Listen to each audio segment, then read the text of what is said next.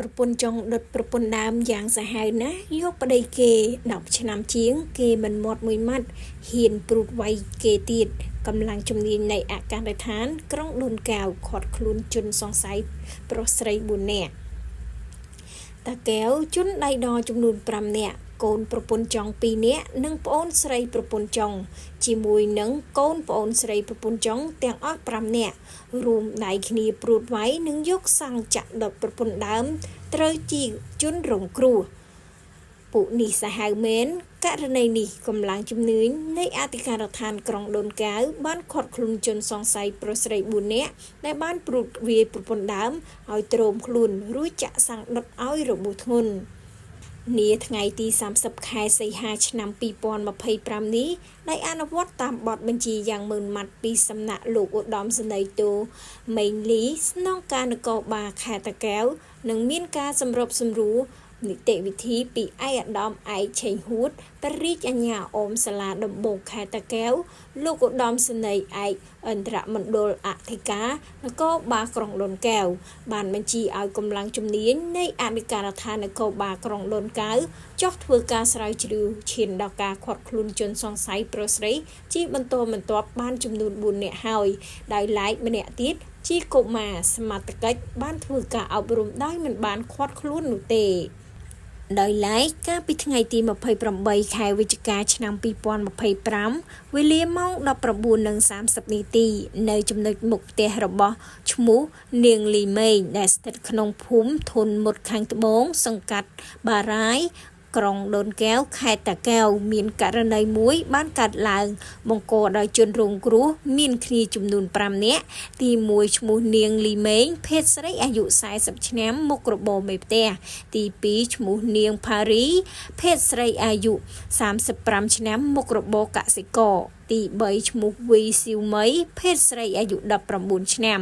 មុខរបរលក់ដូរនិងទី4ឈ្មោះវីឈុនឈីភេទប្រុសអាយុ18ឆ្នាំមុខរបរជាសិស្សចំណែកទី5ជាកុមារសមត្ថកិច្ចមិនអាចឃាត់ខ្លួនទេទាំង4នាក់ខាងលើមានទីលំនៅនៅភូមិធុតមុតសង្កាត់បារាយក្រុងដូនកែវខេត្តតាកែវក្រុមជនសង្ស័យបានធ្វើសកម្មភាពព្រួតគ្នាវាយទៅវិញទៅមកនិងចាក់សាំងដុតទៅលើភិក្ខីម្ខាងទៀតដែលជាជនរងគ្រោះមានឈ្មោះថាលឹមឡៃហ៊ុនភេទស្រីអាយុ40ឆ្នាំមុខរបរកសិករមានទីលំនៅនៅភូមិសង្កាត់ក្រុងកើតហេតុខាងលើបណ្ដាឲ្យឆេះរងរបួសទី1រងរបួសត្រចៀកខាងឆ្វេងចំនួន1កន្លែងទី2រងរបួសលើកញ្ចឹងកចំនួន1កន្លែងទី3រងរបួសលើខ្នងផ្នែកខាងលើចំនួន1កន្លែងនិងទី4រងរបួសស្មាខាងឆ្វេងចំនួន1កន្លែងទី5រងរបួសលើស្មាខាងសងខាងចំនួន2កន្លែងនិងទី6មានស្នាមរបួសនៅលើសាច់ដុំខាងឆ្វេងចំនួន1កន្លែង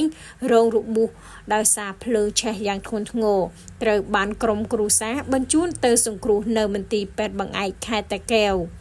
ដោយឡែកភិក្ខីម្ខាងទៀតមានឈ្មោះនាងលីមេងរងរបួសត្រង់កផ្នែកខាងឆ្វេងចំនួន1កន្លែងរងរបួសស្រាទី2មានឈ្មោះវីស៊ីវមីរងរបួសលើសាច់ដុំខាងស្ដាំចំនួន1កន្លែងរងរបួសស្រាក្រោយកើតហេតុកម្លាំងជំនាញនៃអធិការដ្ឋាននគរបាលក្រុងដូនកែវកម្លាំងនគរបាលរដ្ឋបាលបារាយបានចុះដល់កន្លែងកើតហេតុធ្វើការស្រាវជ្រាវឈានដល់ការឃាត់ខ្លួននាងលីមេងយកមកធ្វើការសាកសួរនៅអធិការដ្ឋានក្រុងដូនកែវចំណែកបពពួកផ្សេងទៀតបានរត់គេចខ្លួនលុះដល់ថ្ងៃទី29ខែវិច្ឆិកាឆ្នាំ2025វេលាម៉ោង 16:30 នាទី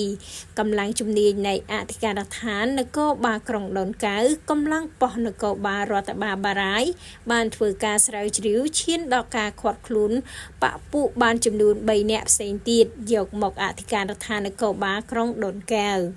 ក្រោយមកសមត្ថកិច្ចជំនាញបានធ្វើការសាកសួរជនសង្ស័យទាំង4នាក់ខាងលើរួចមកសមត្ថកិច្ចបានកសាងសំណុំរឿងដើម្បីចាត់ការបន្តតាមនីតិវិធីច្បាប់សូមអរគុណ